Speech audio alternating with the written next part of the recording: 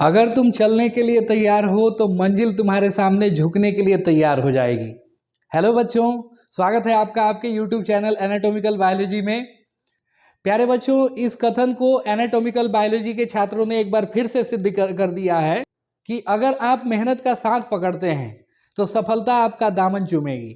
प्यारे बच्चों, मैंने आप सबका कमेंट पढ़ के बहुत अच्छा लगा। आप सबके कॉल्स भी आए और दिन में जो है आपके कॉल आने के चलते मैं थोड़ा डिस्टर्ब भी हो गया था, है ना। तो आप सबने इतना प्यार दिखाया एनाटॉमिकल बायोलॉजी को, इसके लिए आपका बहुत बहुत धन्यवाद, बहुत बहुत थैंक्स, है ना। और इस बार भी आप लोगों ने बहुत अच्छा एग्जाम में लिखा है। और जैसा कि आप लोग जान रहे हैं कि 2 जनवरी से हम लोगों ने शुरू किया था ऑनलाइन सेशन, है ना। ऑनलाइन सेशन जो है आप लोगों के लिए काफ़ी बेनिफिशियल रहा और सभी लोग बता रहे हैं कि सर आपके जितने भी वीडियोस हैं, खास तौर पे जिन लोगों ने यूट्यूब पे क्लास किया है ना, यूट्यूब पे जिन लोगों ने क्लास किया है वो लोग बता रहे हैं कि सर जितना भी हम लोग क्लास किए उसमें से ही क्वेश्चन आया हुआ है ना। आप जो है जितने भी वीडियोस मैंने बनाए हैं इन 31 डेज में, आप उसको चेक कर सकते हैं। सारे ऑब्जेक्टिव मैंने कराए हैं और जितने भी ऑब्जेक्टिव कराए हैं वो क्वेश्चन पूछा गया है।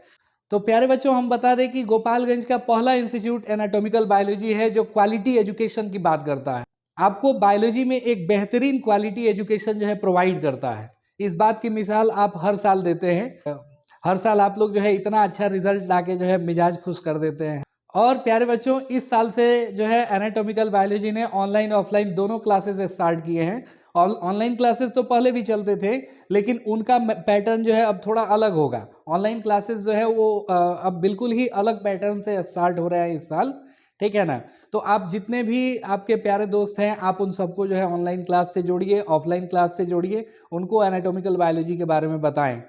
और बाबू, अभी एक चीज़ जो है ध्यान रखिएगा, बहुत सारे यूट्यूबर्स जो है अभी आंसर सीट अपलोड कर रहे हैं, ठीक है ना। तो उनमें मैक्सिमम आंसर जो है वो गलत आ रहे हैं, है ना। तो आप जो है उन सब पे ध्यान नहीं दीजिएगा। आप उसी यूट्यूब चैनल को ज्वाइन करें जिस पे क्वालिटी कंटेंट प्रोवाइड किया जाता है ना। तो चलिए प्यारे बच्चों, आज के इस सेशन में हम लोग शुरू करने वाले हैं बायोलॉजी का आंसर की, ठीक है ना। आपका जो आज पेपर हुआ है बायोलॉजी का, उसका आंसर की हम लोग जो है देखने चलेंगे। तो मेरे पास प्यारे बच्चों सेट ए मिला हुआ है, ठीक है ना।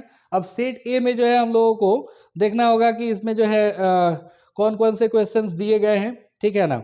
आप लोग एक बार टैली करा लेंगे। इस बार जो है 10 के आसपास जो है सेट आया था, तो आप चेक कर लेंगे आपका सेट कौन सा है, उसमें से क्वेश्चन देखें और अपना आंसर मिलाएं, है ना। तो चलिए, पहला क्वेश्चन हमारे स्क्रीन पे है जो कि हम लोग पढ़े हैं, चैप्टर 1 से ये लिया गया है। कौन पौधों में कायिक वानस्पतिक प्रसार के लिए उत्तरदायी नहीं है, ठीक है ना। निम्नलिखित में से कौन पौधों में कायिक वानस्पतिक प्रसार के लिए उत्तरदायी नहीं है। प्यारे बच्चों, इसका सही आंसर हो जाएगा मुकुलक, जेम्यूल, ठीक है ना। जेम्यूल जो है ये कहीं से भी वेजिटेटिव प्रोपेगेशन नहीं करवाता है, वेजिटेटिव प्रोपेगेशन के लिए ये रिस्पॉन्सिबल नहीं है, ठीक है ना। तो पहला का आंसर हो जाएगा हम लोगों का डी, ठीक है। चलिए अगला क्वेश्चन हम लोग देखें। अगला क्वेश्चन जो है दिखाया गया है हम लोगों को ना कि निम्नलिखित में से कौन सा कथन असत्य है, ठीक है ना। तो प्यारे बच्चों, निम्नलिखित में से बताया गया है मार्केंसिया के मादा थैलस एंथेरिडियोफोर पर एंथेरिडिया रहते हैं, ठीक है। कारा उभय लिंगाश्रयी है, ये बात सही है। द्विगुणित जीन अर्धसूत्री विभाजन के बाद युग्मक बनाते हैं, ये भी सही है।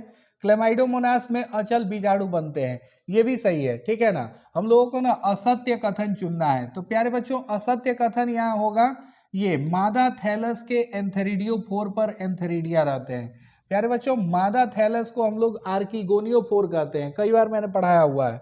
मादा थैलस को आर्किगोनियोफोर कहते हैं और यहाँ दे दिया है एंथेरिडियोफोर, इसलिए ये ऑप्शन नंबर ए जो है वो गलत होगा, ठीक है ना। मतलब इस क्वेश्चन का सही आंसर हम लोगों का ऑप्शन नंबर 1 हो जाएगा, ठीक है। चलिए अगला क्वेश्चन देखें हम लोग।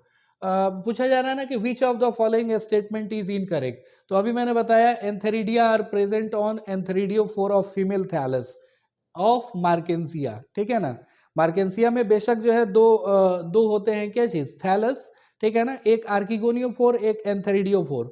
तो आर्किगोनियोफोर फीमेल थैलस होता है, एंथेरिडियोफोर मेल थैलस होता है। और यहाँ बताया जा रहा है ना कि antheridia are present on antheridiophore of female thallus, antheridiophore female thallus नहीं होता है, ठीक है।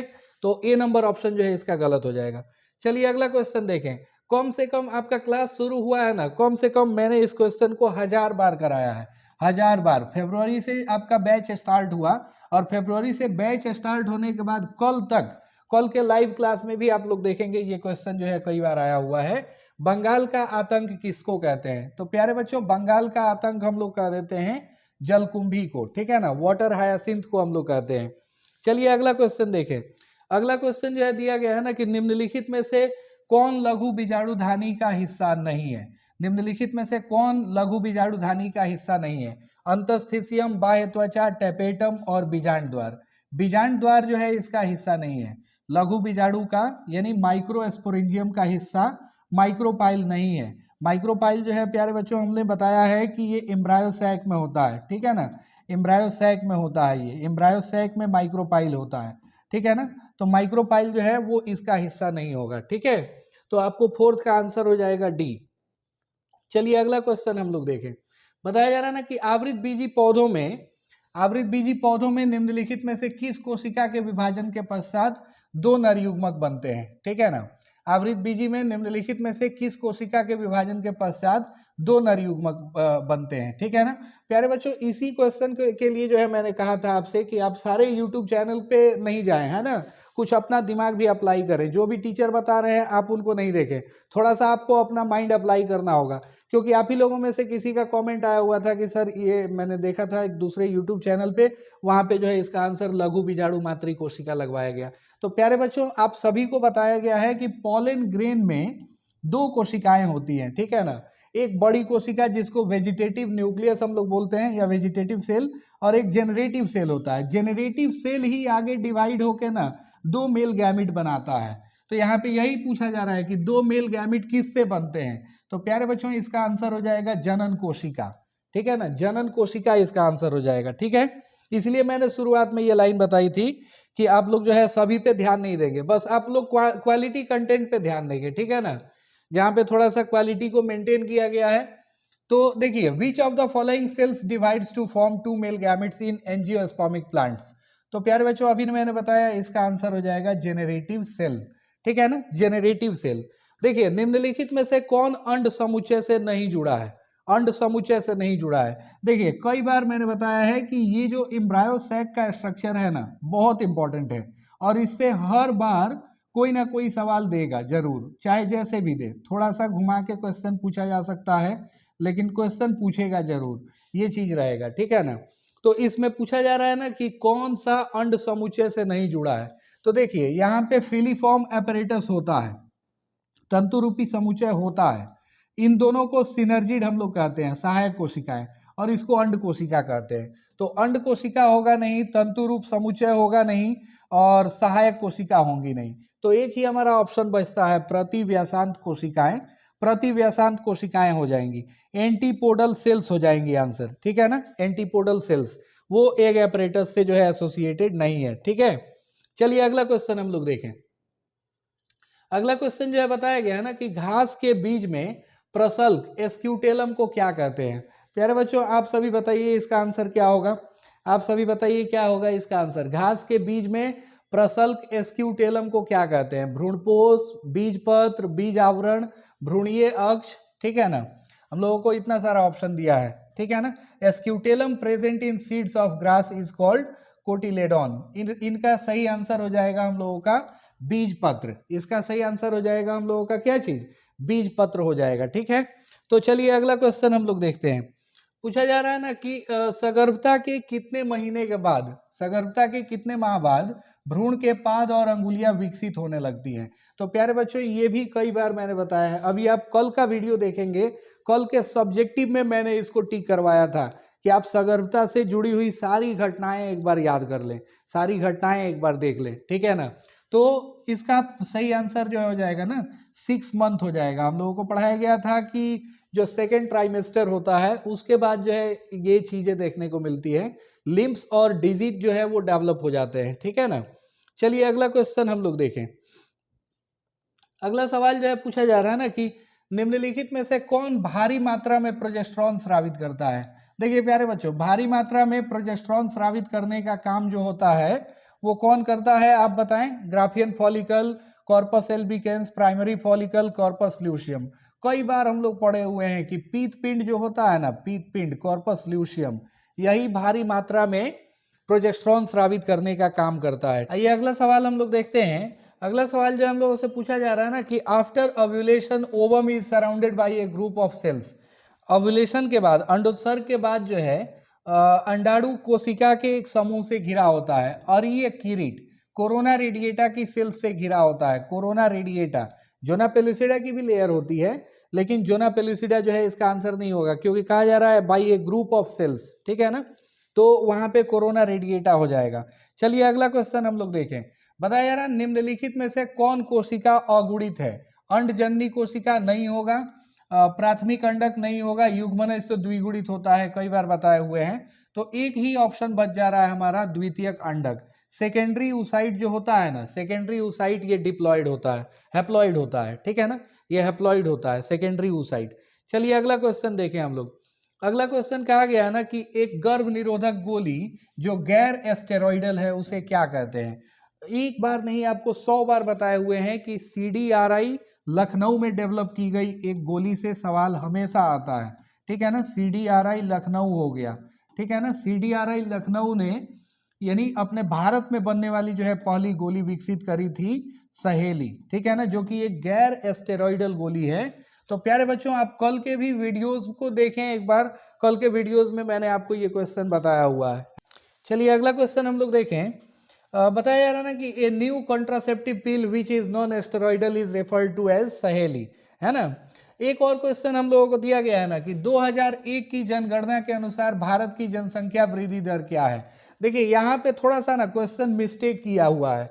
2001 का एक्चुअली हम लोगों को कोई डाटा रिप्रेजेंट नहीं किया गया है, ठीक है ना। 2001 में सेंसस हुआ था बट हमारे बुक में जो है 2001 से रिलेटेड कोई डाटा रिप्रेजेंट नहीं किया गया है। यहाँ पे एक्चुअली 2011 होगा, ठीक है ना, 2011 हो जाएगा। 2011 की जनगणना के अनुसार भारत की जनसंख्या वृद्धि दर क्या है? तो आप लोगों को बताए थे कि ये परसेंटेज वाले डाटा जो भी हैं आप याद रखिएगा। अप्रोक्सीमेटली 2% जो है आप देखेंगे, चेक करेंगे एनसीईआरटी में, तो एनसीईआरटी में जो है आपको अप्रोक्सीमेटली 2% क्लियरली जो है टिक करवाया हुआ है। आप व्हाट्सएप चैनल पे भी एक बार जाके देखें, मैंने आपको ये लाइन जो है भेजा हुआ था, ठीक है ना। तो यहाँ से ये क्वेश्चन दिया हुआ था इस बार। अगला क्वेश्चन हम लोग देख लें, निम्नलिखित में से कौन अंतःगर्भाशयी युक्ति हार्मोन मोचक है? ठीक है ना, हार्मोन मोचक अंतःगर्भाशयी युक्ति। कल के क्लास में मैंने समझाया था कि आप तीनों टाइप के आईयूडीज को देख लेंगे। आईयूडीज का जो 3 कैटेगरी होता है, तीनों कैटेगरी को एक बार देख लेंगे, ठीक है ना, मैंने समझाया भी था आपको। तो हार्मोन रिलीजिंग आईयूडी जो होता है ना मेरे प्यारे बच्चों, वो हो जाता है LNG-20, ठीक है ना, LNG-20 हो जाएगा। हार्मोन रिलीजिंग आईयूडी जो होता है वो LNG-20 हो जाएगा। देखिए एक और क्वेश्चन जो है हम लोगों को दिया गया है कि तद्रुप प्रजननी लाल फूल वाले एवं तद्रुप प्रजननी सफेद फूल वाले एंटीराइनम के पौधे, एंटीराइनम स्नैपड्रैगन, ठीक है ना, के पौधे के संकरण के फलस्वरूप F1 पीढ़ी गुलाबी फूलों वाली थी। तो ये बताइए किसका उदाहरण था? तो प्यारे बच्चों, हम लोगों को कई बार पढ़ाया गया है ना, ये अपूर्ण प्रभाविता का उदाहरण है, ठीक है ना। देखिए 2 रंग के जो है जनक लिए जाते हैं, लाल और सफेद, ठीक है ना, 2 रंग के जनक पुष्प लिए जाते हैं। तो दोनों में से कोई भी पूर्णतः प्रभावी नहीं होता है, बल्कि एक तीसरा लक्षण जो है आ जाता है। तो इसको हम लोग कहते हैं यहाँ पे गुलाबी, ठीक है ना, गुलाबी जो है एक तीसरा लक्षण आ जाता है यहाँ पे। तो गुलाबी जो है वो अपूर्ण प्रभाविता का लक्षण है। ना तो लाल पूरी तरह से प्रभावी होता है, ना ही सफेद पूरी तरह से प्रभावी होता है, ठीक है। तो ये हो जाएगा इसका सही आंसर। इसका सही आंसर हो जाएगा हम लोगों का incomplete dominance. Incomplete dominance in A cross between true breeding red flower and true breeding white flowered plants of antirrhinum Snapdragon, the F1 generation was pink flowered which is an example of incomplete dominance, है ना। चलिए अगला question जो है हम लोगों को बताया गया है ना कि निम्नलिखित में से कौन असत्य है, कौन कथन असत्य है?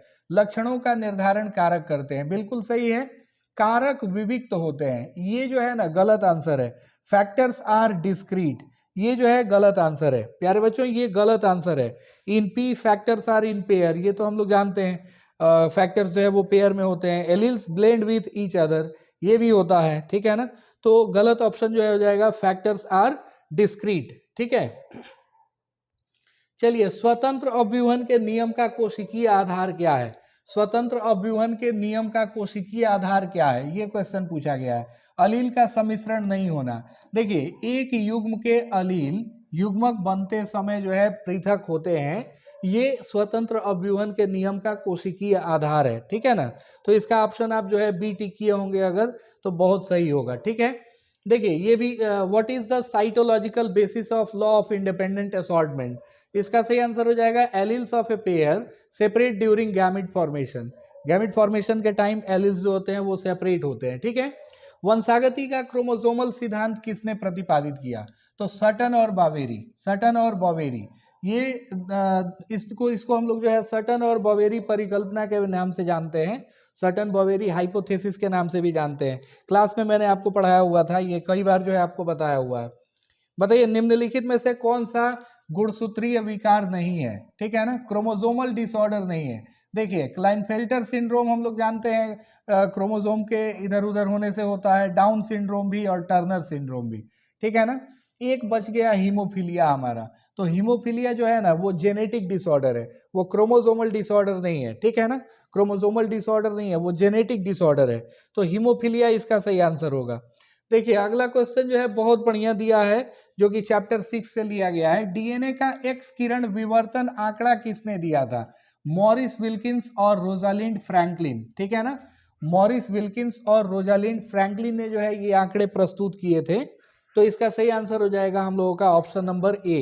ठीक है, चलिए देखें हम लोग, बताया जा रहा है कि who provided X-ray diffraction data of DNA. तो प्यारे बच्चों इसका सही आंसर हो जाएगा Morris Wilkins and Rosalind Franklin. ठीक है, चलिए देखिए अगला क्वेश्चन जो है पूछा गया है ना कि हर्शे और चेज के एक्सपेरिमेंट का निष्कर्ष क्या था? जीवाणु का आनुवांशिक पदार्थ डीएनए है, विषाणु का आनुवांशिक पदार्थ डीएनए है, जीवाणु का आनुवांशिक पदार्थ आरएनए है और विषाणु का आनुवांशिक पदार्थ आरएनए है। तो देखिए हर्शे और चेज तो ये बात बताए थे कि भाई विषाणु से निकल के जीवाणु में जा रहा है कौन? डीएनए, यानी वायरस से बैक्टीरिया में जो है ना वो डीएनए निकल के जा रहा है, और अर्थात डीएनए ही आनुवांशिक पदार्थ है, डीएनए जेनेटिक मटेरियल है। ठीक है ना, क्योंकि इसकी शुरुआत जो है वो फ्रेडरिक ग्रिफिथ ने की थी 1928 में। पता नहीं लगा पाए थे कि वो स्ट्रेप्टोकोकस न्यूमोनी में जेनेटिक मटेरियल एक्चुअली कौन है। तो स्ट्रेप्टोकोकस न्यूमोनी अर्थात जीवाणु में आनुवांशिक पदार्थ जो होगा वो डीएनए हो जाएगा। ठीक है ना, तो 21 नंबर जो है इसका सही आंसर हो जाएगा। उन लोगों ने क्लियर कर दिया कि भाई जेनेटिक मटेरियल जो था बैक्टीरिया का वो डीएनए था। ठीक है, चलिए अगला क्वेश्चन हम लोग देखें। पूछा जा रहा है निम्नलिखित में से कौन सा कथन डीएनए की प्रतिकृति के बारे में असत्य है? डीएनए का अर्ध संरक्षी प्रतिकृति होता है, बिल्कुल सही है। डीएनए की प्रतिकृति का प्रमुख एंजाइम डीएनए पॉलीमरेज है, ये भी सही है। प्रतिकृति में किसी भी गलती के परिणाम स्वरूप उत्परिवर्तन होता है, ये जो है इसका असत्य हो जाएगा। ठीक है ना, डीएनए प्रतिकृति के बारे में ये कथन जो है ना असत्य हो जाएगा। ठीक है, तो इसका आप जो है सी नंबर अगर ऑप्शन टिक मारे होंगे तो बिल्कुल सही है। Which of the following statement is incorrect about DNA replication? प्यारे बच्चों, mutation appears due to error in replication. Error हुआ अगर कोई भी रेप्लिकेशन में, उसके चलते तुरंत म्यूटेशन अपीयर हो जाएगा। ठीक है, देखिए एक और क्वेश्चन हम लोगों को दिया गया है ना कि निम्नलिखित में से कौन सा एंजाइम राइबोसोमल आरएनए के अनुलेखन हेतु उत्तरदायी होता है? इसको लाइव क्लास में मैंने बताया हुआ था कि इसका सीक्वेंस प्यारे बच्चों हम लोग रखते हैं आर एम टी 1, 2 और 3। समझ में आ रहा है ना, जब भी ये क्वेश्चन पूछे आप लोग ये सीक्वेंस बना लीजिएगा। तो देखिए क्या पूछा गया है, राइबोसोमल आरएनए, आर आरएनए के लिए, तो आर आरएनए 1 पे आया है। ठीक है ना, यानी आप आंख बंद करके जो है इसका आंसर टिक करेंगे आरएनए पॉलीमरेज 1। ठीक है ना, आरएनए पॉलीमरेज 1 हो जाएगा इसका सही आंसर, आरएनए पॉलीमरेज 1 हो जाएगा इसका सही आंसर। ठीक है, चलिए बताइए, देखिए कल के जो है लाइव क्लास में मैंने बताया था कि जेनेटिक कोडॉन्स की प्रॉपर्टीज आप याद कर लेंगे, उसमें से कोई ना कोई एक क्वेश्चन रहता है, और हम लोगों को देखिए पूछ दिया गया है यहाँ, कुछ अमीनो अम्ल का कूट लेखन एक से अधिक प्रकूटों के द्वारा होता है, ऐसे कोडॉन को प्यारे बच्चों हम लोग अपह्रासित कोडॉन कहते हैं। डीजेनरेट कोडॉन कहते हैं, ठीक है ना, डीजेनरेट कोडॉन कहा जाता है इनको, ठीक है। 24 का आपको बी नंबर हो जाएगा, ठीक है। चलिए अगला देखें हम लोग क्वेश्चन। देखिए लैक ओपेरॉन में वाई जीन की भूमिका क्या है? तो प्यारे बच्चों लैक ओपेरॉन में हम लोगों ने कई बार पढ़ा हुआ है, स्ट्रक्चरल जीन होते हैं ZYA, ठीक है ना। तो जेड जो हो गया ये हो जाएगा बीटा गैलेक्टोसिडेज के लिए, वाई हो गया परमिएज के लिए, और ए हो गया ट्रांस एसिटाइलेज के लिए, ठीक है ना। तो हमसे वाई जीन की भूमिका पूछा है, परमिएज का कूट लेखन करता है ये, ठीक है ना, कोड्स फॉर परमिएज। तो बी नंबर ऑप्शन जो है इसका सही हो जाएगा। आइए अगला क्वेश्चन देखें हम लोग।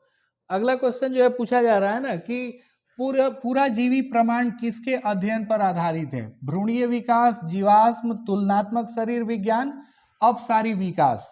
तो प्यारे बच्चों इसका सही आंसर जो हो जाएगा ना, इसका सही आंसर हो जाएगा, देखिए पैलियोंटोलॉजी जो है, एविडेंस जो होता है ना, ये बेस्ड होता है फॉसिल्स पे, क्योंकि हम लोग पढ़े हैं फॉसिल के स्टडी को पैलियोंटोलॉजी कहा जाता है, ठीक है ना। Palaeontology is the study of fossils, ठीक है। तो फॉसिल हो जाएगा इसका सही आंसर। चलिए देखिए तुल्य रूप संरचनाएं क्या दर्शाती हैं? प्यारे बच्चों ये क्वेश्चन भी मैंने कई बार कराया हुआ है, आप चैप्टर 7 का ऑब्जेक्टिव सेशन देख सकते हैं, या फिर जो मैंने मिसलेनियस करवाया हुआ था उसमें आप लोग चेक कर सकते हैं एक बार। ये क्वेश्चन हम लोगों ने कई बार पढ़ा हुआ है, ठीक है ना, कई बार हम लोगों ने पढ़ा हुआ है। तुल्य रूपी संरचनाएं जो होती है ना प्यारे बच्चों, वो दिखाती हैं अभिसारी विकास, ठीक है ना, अभिसारी विकास दर्शाती हैं, ये अभिसारी विकास दर्शाती हैं। यानी एनालोगस स्ट्रक्चर जो होता है ना, एनालोगस स्ट्रक्चर जो होता है ये कन्वर्जेंट इवोल्यूशन शो करता है, ठीक है ना। चलिए देखिए प्रागैतिहासिक गुफा चित्रों की रचना कब हुई? When did prehistoric cave art develop? तो ये प्यारे बच्चों शुरू हुआ था 18,000 वर्ष पहले। 18,000 वर्ष पहले जो है ना गुफा चित्र जो है बनाने की प्रक्रिया जो है शुरू हुई थी, ठीक है। आप पढ़ाई को प्यारे बच्चों थोड़ा सीरियसली लेंगे ना, बिल्कुल बनेगा।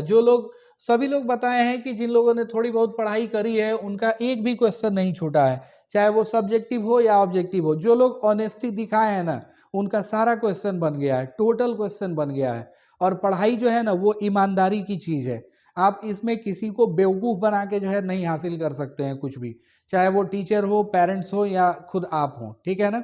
आप किसी को जो है मिसगाइड नहीं कर सकते हैं, ठीक है ना। अगर आप किसी को मिसगाइड कर रहे हैं तो समझिए आप खुद मिसगाइड हो रहे हैं, ठीक है। तो चलिए प्यारे बच्चों अगला क्वेश्चन हम लोग देखें। पता है यार निम्नलिखित में से कौन समापन कोडॉन है? कल के लाइव क्लास में मैंने बताया था कि समापन कोडॉन और समापन कोडॉन और प्रारंभक कोडॉन कौन कौन होते हैं। तो प्रारंभक कोडॉन और समापन कोडॉन वो तीनों हम लोगों ने देखा था। तो देखिए समापन कोडॉन नहीं है, यूजीए समापन कोडॉन है, यूएए है, यूएजी है, ये तीनों समापन कोडॉन है। तो एक समापन कोडॉन नहीं है, एयूजी हम लोग जानते हैं। और ऐसे भी बता दिए हैं आप लोगों को प्यारे बच्चों की एयूजी से क्वेश्चन रहता ही रहता है, एकदम श्योर है। कभी ये पूछ देगा कि एयूजी बताइए किस अमीनो अम्ल को जो है कोड करता है, तो मिथियोनाइन अमीनो अम्ल को कोड करता है, ये हम लोगों ने कई बार पढ़ा हुआ है। देखिए अगला क्वेश्चन हम लोग बनाते हैं। अगला क्वेश्चन जो है दिया गया है ना कि अंतरण आरएनए के आवेशीकरण का क्या अर्थ है? अंतरण आरएनए के आवेशीकरण का क्या अर्थ है?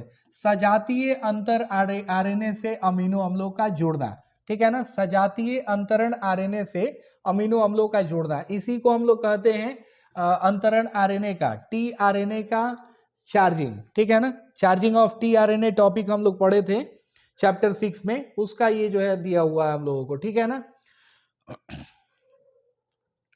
और ऐसे भी आप लोग प्यारे बच्चों जानते हैं कि अपना क्लास जो है जेनेटिक्स स्पेशलिस्ट है, ठीक है ना, स्पेशली जेनेटिक्स के लिए बच्चे जो है इस क्लास को प्रीफर करते हैं।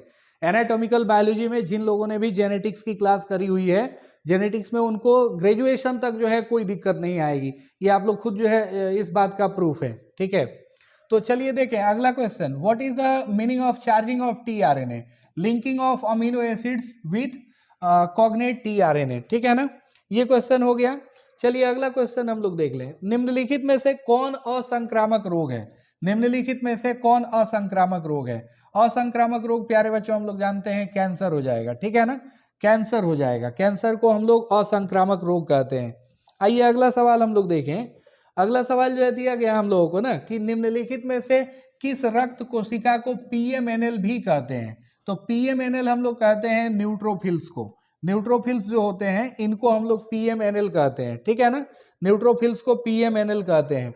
और देखिए ये क्वेश्चन तो मेरा कल का बताया हुआ है, कल के लाइव क्लास में भी मैंने बताया था कि निम्नलिखित में से किसकी प्रचुरता कोलोस्ट्रम में होती है। खीस में किसकी प्रचुरता होती है। आप जो है प्रीवियस वीडियोस देख सकते हैं, वो सारे चैनल पे मैंने रखे हैं इसीलिए, ताकि आप जो है एक बार चेक करें वहां से, ठीक है ना। आईजीए होता है कोलोस्ट्रम में, आईजीए होता है। आप लोगों को जितना भी पढ़ाया गया है ना प्यारे बच्चों, अगर आप लोग ईमानदारी से पढ़े हुए हैं, आपका बायोलॉजी में जो है बहुत अच्छा नंबर आने वाला है, ठीक है ना। अब जो लोग पढ़ाई ही नहीं करेंगे उनके लिए तो कुछ नहीं हो सकता है, ठीक है। Abundantly found in colostrum, IgA immunoglobulin A जो है वो सबसे ज्यादा होता है कोलोस्ट्रम में, ठीक है। चलिए डाई एसिटाइल मॉर्फिन क्या है। डाई एसिटाइल मॉर्फिन जिसको हम लोग एस्मैक भी कहते हैं और उसी को हम लोग हीरोइन भी कहते हैं, ठीक है ना। हीरोइन या एस्मैक का केमिकल नेम हो गया डाई एसिटाइल मॉर्फिन। हीरोइन का रासायनिक नाम जो होता है डाई एसिटाइल मॉर्फिन होता है। चैप्टर 8 में ये हम लोग कई बार पढ़े हुए हैं, ठीक है। चलिए देखें अगला क्वेश्चन जो है, विडाल परीक्षण से किस ज्वर की पुष्टि होती है। विडाल परीक्षण तो आप आंख बंद करके भी टिक कर सकते हैं टाइफाइड के लिए, क्योंकि ये हम लोगों ने 100 बार से भी अधिक पढ़ा हुआ है विडाल टेस्ट जो है। और मैंने बताया भी है कि विडाल टेस्ट जो है ये क्वेश्चन पूछा जाता है, हर बार पूछा जाता है। विडाल टेस्ट जो है किसके लिए किया जाता है, टाइफाइड के लिए विडाल टेस्ट किया जाता है। दूध को दही बदलने से किस विटामिन की मात्रा बढ़ जाती है। Vitamin B12। चैप्टर 10 से ये सवाल लिया गया है, विटामिन B12 हो जाएगा। दूध से जब दही बनेगा तो लैक्टोबैसिलस और स्ट्रेप्टोकोकस लैक्टिस ये दोनों मिलके जो है उसमें विटामिन B12 की मात्रा, विटामिन B12 की मात्रा बढ़ा देते हैं, ठीक है ना। जब भी कन्वर्जन होता है मिल्क का कर्ड में, विटामिन B12 जो है बढ़ जाता है, विटामिन B12 इंक्रीज हो जाएगा। देखिए एक और जो है क्वेश्चन यहाँ दिया गया है, निम्नलिखित में से किस बैक्टीरिया पर कार्य करने के क्रम में अलेक्जेंडर फ्लेमिंग ने पेनिसिलिन की खोज करी थी। देखिए पेनिसिलिन ये चैप्टर 10 का है, चैप्टर 10 में हम लोग पढ़े हैं। और पेनिसिलिन से या अलेक्जेंडर फ्लेमिंग से क्वेश्चन एकदम रहेगा ही रहेगा, ठीक है ना। एडवर्ड जेनर से भी हो सकता है, ये मैंने आपको बताया हुआ था, ठीक है ना, क्लास में ये मैंने आपको बताया हुआ था। अलेक्जेंडर फ्लेमिंग हो गए, हावर्ड अर्नेस्ट चेन हो गए और हावर्ड फ्लोरे हो गए। इन तीनों लोगों को जो है ना 1945 में नोबेल प्राइज मिला था, ये आपको याद होगा, ठीक है ना। तो प्यारे बच्चों वो काम कर रहे थे स्टेफाइलोकोकस बैक्टीरिया पे, स्टेफाइलोकोकस बैक्टीरिया पे काम कर रहे थे, ठीक है ना। तो इसका सही आंसर जो है ऑप्शन नंबर सी हो जाएगा। आप अच्छे से जो है एक बार मिला लेंगे अपना आंसर पेपर और फिर देखेंगे, चेक करके बताएंगे प्यारे बच्चों आपका कितना नंबर आ सकता है ऑब्जेक्टिव में, ठीक है।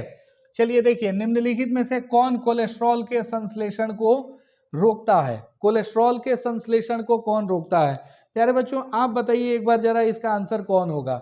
निम्नलिखित में से कौन कोलेस्ट्रॉल के संश्लेषण को रोकता है।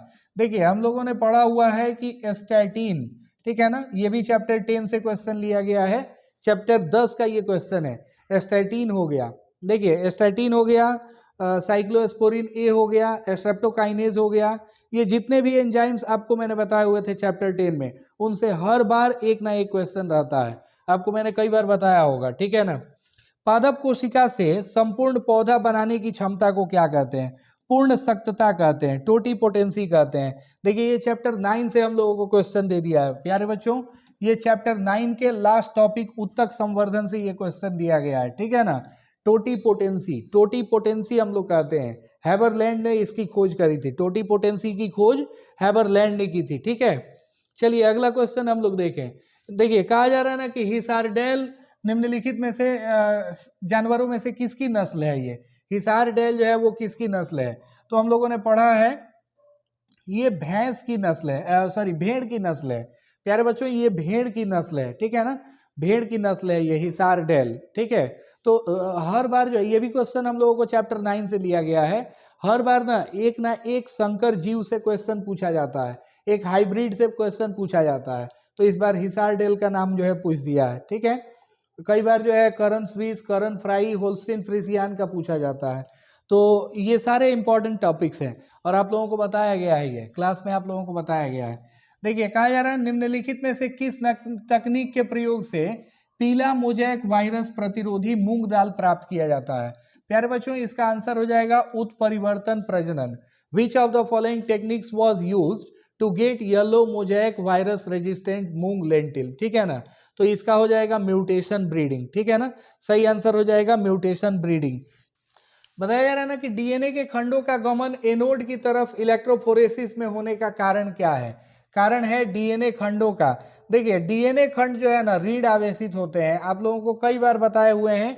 डीएनए जो होता है ना वो निगेटिवली चार्ज होता है, और निगेटिवली चार्ज होने का ही जो मतलब रीजन है, इसको हम लोग इलेक्ट्रोफोरेसिस में यूज कर लेते हैं। इलेक्ट्रोफोरेसिस में डीएनए के निगेटिवली चार्ज होने की प्रॉपर्टी का ही यूज कर लेते हैं हम लोग। ठीक है ना, देखिए अगला क्वेश्चन हम लोगों को दिया गया है ना कि निम्नलिखित में से कौन जीवाणुओं के लिए क्लोनकारी संवाहक नहीं है।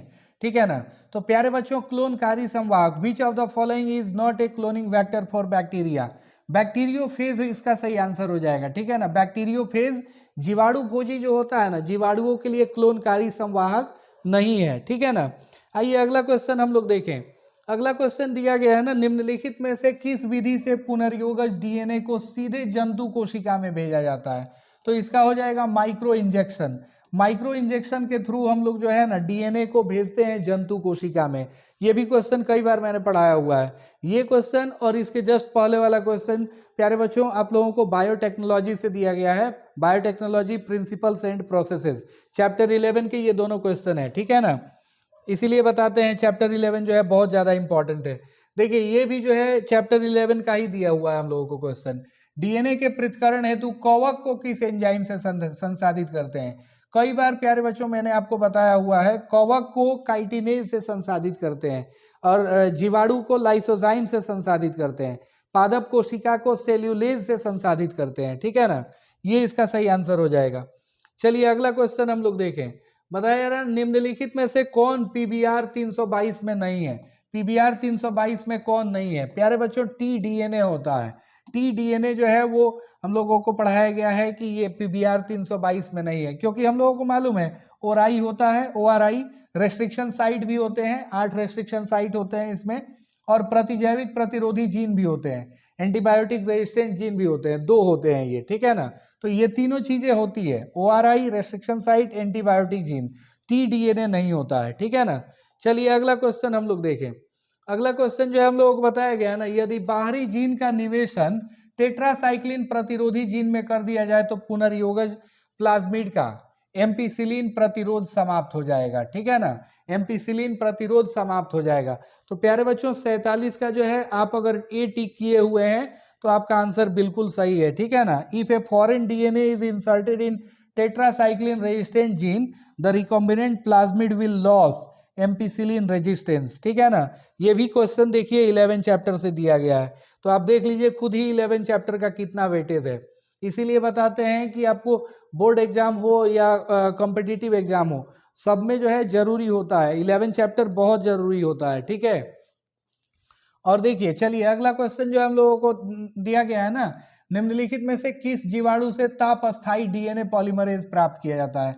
ये भी क्वेश्चन मैंने आपको सैकड़ों बार बताया हुआ है, थर्मस एक्वेटिकस। ठीक है ना, थर्मस एक्वेटिकस से हम लोग टैग पॉलीमरेज एंजाइम निकालते हैं, थर्मस एक्वेटिकस बैक्टीरिया। ठीक है ना, थर्मस एक्वेटिकस बैक्टीरिया हो जाएगा इसका सही आंसर, थर्मस एक्वेटिकस बैक्टीरिया, जिससे thermostable DNA polymerase tag polymerase निकाला जाता है। ठीक है, आइए अगला क्वेश्चन हम लोग देखें।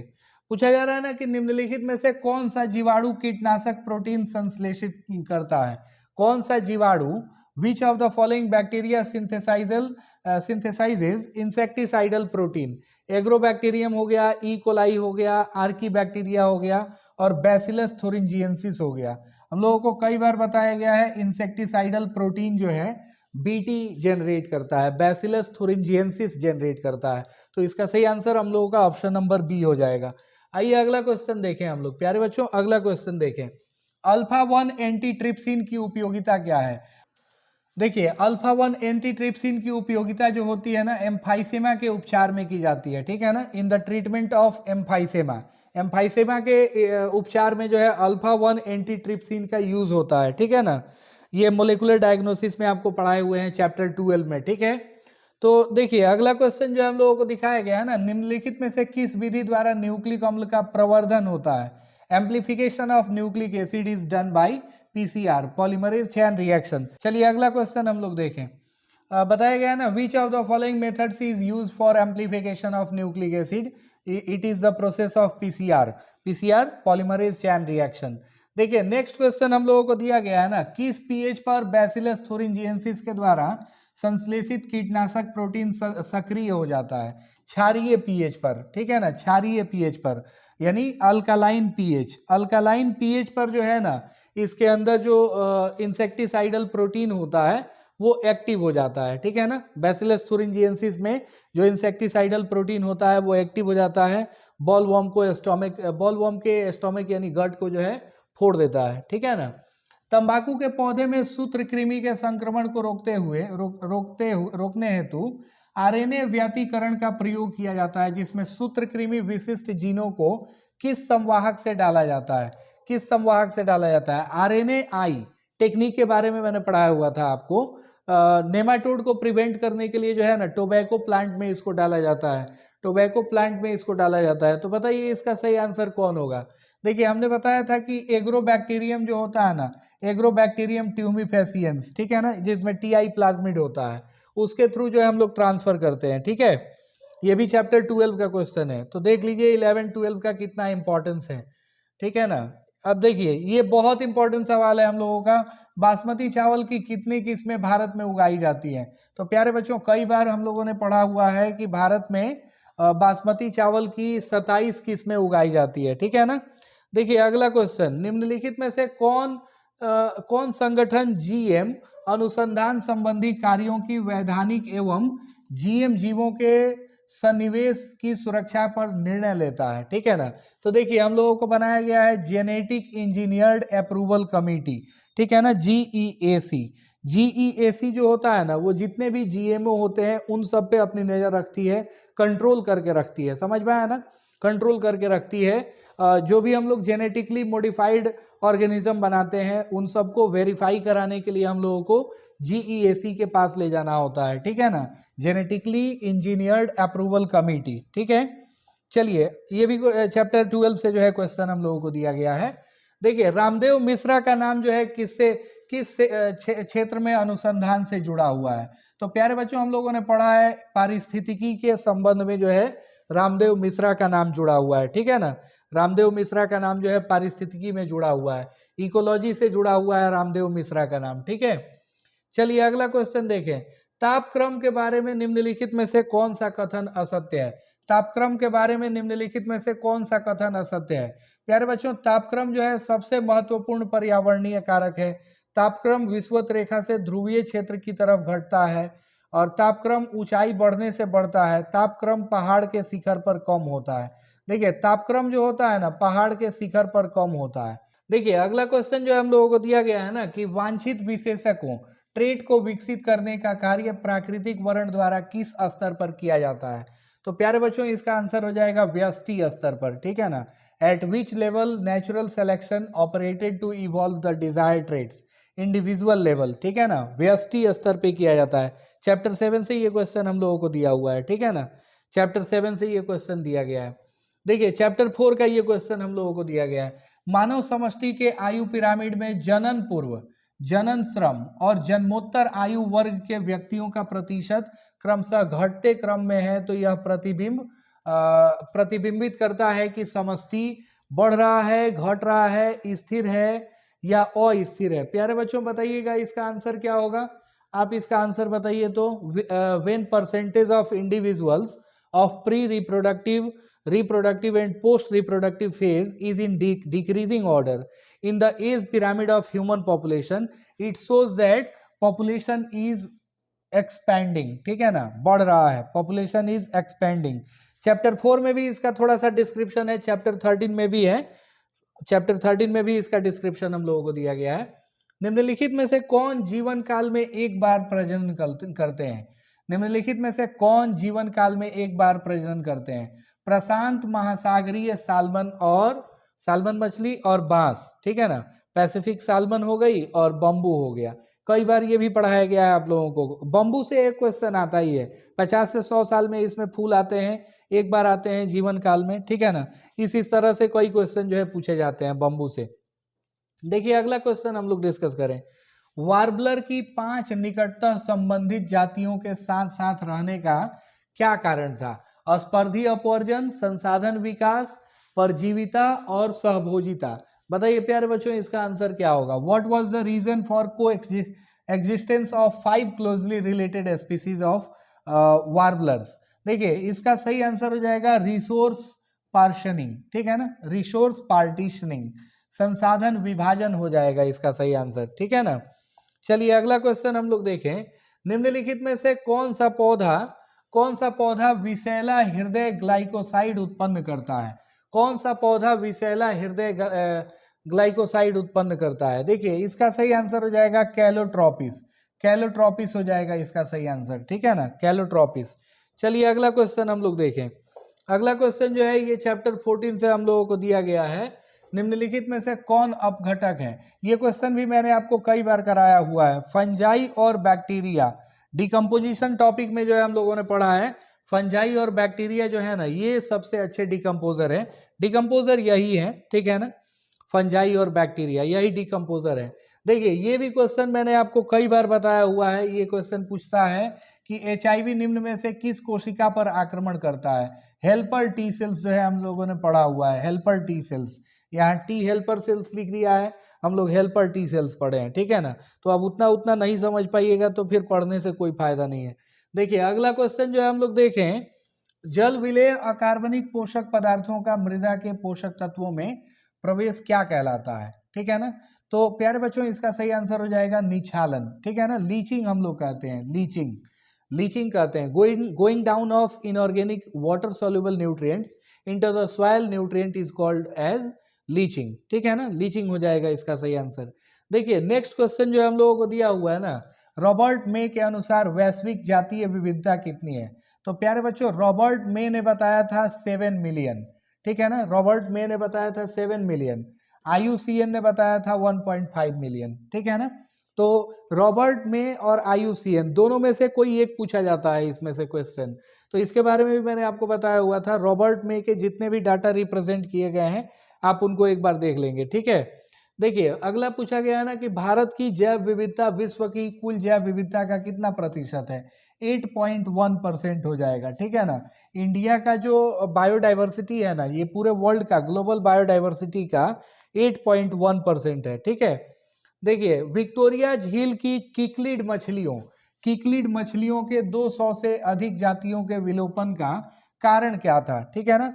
What was the reason of extinction of more than 200 species of cichlid fish in Lake Victoria? प्यारे बच्चों मैंने बताया था कि विदेशी जातियों का आक्रमण, देखिए नील पर्च थी, नील पर्च जब आई ना यहाँ पे कहाँ पे विक्टोरिया झील में जब नील पर्च आई थी ना तो करीब करीब जो है 200 स्पीसीज गायब हो गई किकलिड फिशेस की, ठीक है ना। तो इसका सही आंसर हो जाएगा एलियन स्पीसीज इन्वेजन, ठीक है ना, विदेशी जातियों का आक्रमण। देखिए अगला क्वेश्चन हम लोग देखें, निम्नलिखित में से कौन विश्वव्यापी उष्णता का कारण नहीं है? विश्वव्यापी उष्णता का कारण नहीं है, जीवाश्म ईंधन का प्रयोग ये है, जनसंख्या विस्फोट भी है, वनोन्मूलन भी है। ये देखें इसका कारण नहीं है, ऊर्जा प्रयोग दक्षता में उन्नति, ठीक है ना, ऊर्जा प्रयोग दक्षता में उन्नति। तो ये हो गया हम लोगों का क्वेश्चन नंबर 69। लास्ट इसका आंसर हो जाएगा आपको ये, improvement in the efficiency of energy use, ठीक है ना। Which of the following is not the reason for global warming? चलिए देखें लास्ट क्वेश्चन हम लोग आज के सेशन का देखते हैं, निम्नलिखित में से कौन सा कथन जैव खेती के बारे में असत्य है? यह चक्रीय है, शून्य अपशिष्ट उत्पन्न होता है, संसाधन का अधिकतम उपयोग और रासायनिक उर्वरकों का प्रयोग, ये सही आंसर हो जाएगा। देखिए हम लोगों ने पढ़ा हुआ है कि ऑर्गेनिक फार्मिंग में जो है ना केमिकल फर्टिलाइजर्स का यूज नहीं होता है, ऑर्गेनिक फार्मिंग में केमिकल फर्टिलाइजर्स का यूज नहीं होता है, ठीक है ना। तो इसका डी नंबर हो जाएगा सही आंसर। अब देखिए प्यारे बच्चों यहाँ जितने भी सब्जेक्टिव क्वेश्चन दिए गए हैं, लघु बीजाणु धानी की संरचना का वर्णन कीजिए, इंपॉर्टेंट फिगर वाला जो वीडियो हम बनाए हुए हैं आप उसमें जाके देखिए कि ये क्वेश्चन हम दिए हुए हैं कि नहीं। ये क्वेश्चन आपको बेशक वहाँ मिलेगा, ठीक है ना। तो अब आप उतना बताने के बाद भी अगर नहीं पढ़ पा रहे हैं तो फिर जो है कोई फायदा नहीं है पढ़ाई करने का, ठीक है ना। द्विनिषेचन की व्याख्या करें। कल के क्वेश्चन में जो है हम लोगों ने ये डिस्कस किया था, द्विनिषेचन की व्याख्या। शुक्राणु जनन की प्रक्रिया, गर्भ निरोधक गोली क्या है, अपूर्ण प्रभाविता किसे कहते हैं, इसको रोक के वीडियो रोक के जो है हम स्क्रीनशॉट कराए थे अपूर्ण प्रभाविता का। ये देखिए, ये भी लाइव क्लास में कल हम लोग डिस्कस किए थे, ब्लड ग्रुप वाला जो है हम लोग डिस्कस किए हुए थे क्वेश्चन की कैसे हम लोग डिफाइन करते हैं, ठीक है ना। मानव वंशावली में नर, मादा, मैथुन एवं सम रक्त मैथुन के लिए प्रयुक्त प्रतीक को बनाएं। ये देखिए पेडिग्री एनालिसिस में हम लोग पढ़े हुए हैं, ये जो है नर को निरूपित करता है, ये मादा को निरूपित करता है। इसमें एक लाइन बना दिए तो ये नर मादा के बीच मैथुन को निरूपित करेगा। ये दो लाइन बना दिए तो ये नर मादा के बीच रक्त मैथुन के लिए जो है प्रयुक्त होगा, ठीक है ना। यही सब चिन्ह तो बनाना है, बताइए। इतना आसान सवाल दिया है, कहाँ कहीं टफ क्वेश्चन दिया है। ये कल भी जो है मैंने टिक करवाया हुआ था, मानव जीनोम परियोजना के लक्ष्य क्या है। आप एक बार वीडियो को देखिए, लाइव वीडियो कल जो मैंने 3 लाइव वीडियो लाइव सेशन कराए थे उसमें ये क्वेश्चन जो है मैंने दिया हुआ है। मानव जीनोम परियोजना से क्वेश्चन ना आए ऐसा हो नहीं सकता है, ठीक है। ये देखिए, बोगनविलिया के कांटे और कुकुरबिटा के प्रतान में क्या संबंध है, ये होमोलोगस ऑर्गेन है। ये भी हम लोगों ने ऑब्जेक्टिव में किया हुआ था, ऑब्जेक्टिव में ये किया हुआ था हम लोगों ने, ठीक है ना। और प्लाज्मोडियम की विभिन्न प्रजातियों के नाम लिखे और उसमें से भी दुर्दम कौन है वो बताइए। तो प्लाज्मोडियम की 4 प्रजातियां होती हैं, ये भी मैंने आपको बता रखा है। Plasmodium falciparum, Plasmodium malariae, Plasmodium ovale, Plasmodium vivax. सबसे खतरनाक वाला फैल्सीपेरम हो गया, ठीक है ना। अब इतना ज़्यादा बताने के बाद भी जो है आप नहीं बना पाए तो फिर दिक्कत है। सेल मेडिएटेड इम्यूनिटी क्या है, ये भी आप वीडियो को एक बार बैक करके देखें। तो प्यारे बच्चों, जितना भी सब्जेक्टिव आपको यहाँ दिया गया है ना, वो सारे सब्जेक्टिव हम लोग देखे हुए हैं, ठीक है ना। और देखिए, आप 2 जनवरी से जो भी क्लास कर रहे हैं यूट्यूब पे, सभी लोगों का कमेंट भी आया है कि सर हम लोगों ने जितना क्लास किया है 2 जनवरी से उसमें से मैक्सिमम क्वेश्चंस जो है आए हैं। तो प्यारे बच्चों, आपको जो है एनाटॉमिकल बायोलॉजी में क्वालिटी एजुकेशन मिलेगा। और अभी इस सेशन के लिए मैंने पीपीटी की शुरुआत करी है। एनाटॉमिकल बायोलॉजी गोपालगंज जिले में पीपीटी से क्लास कराने वाला पहला कोचिंग इंस्टीट्यूट है, ठीक है ना। तो प्यारे बच्चों, आप ऐसे ही अपना साथ बनाए रखें और हमें भरपूर एनर्जी देते रहें ताकि हम आप लोगों के लिए और बेहतर करें। Thank you.